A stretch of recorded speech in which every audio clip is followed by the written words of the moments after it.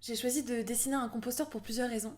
D'abord, je pense que le compostage est une pratique en train de se démocratiser, que de plus en plus de gens en ont entendu parler, mais qu'il existe encore plein de freins, comme l'idée selon laquelle un composteur c'est plutôt pour les jardins, que c'est pas esthétique, que c'est pas pratique, que ça sent mauvais.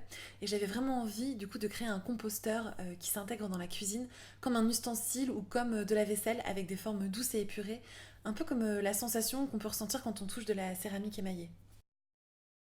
Je trouve que la céramique est une très belle matière et que c'est plutôt cohérent de l'utiliser pour faire un composteur. Elle est résistante, elle est lavable, elle est durable, elle est imperméable et c'est des qualités qui vont être très utiles au composteur.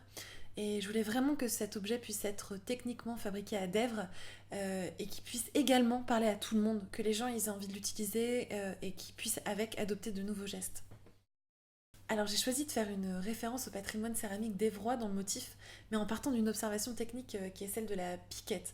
En fait, la piquette, c'est ce que l'on utilise pour venir trouer le papier et ensuite tamponner le charbon et transférer le motif sur la céramique.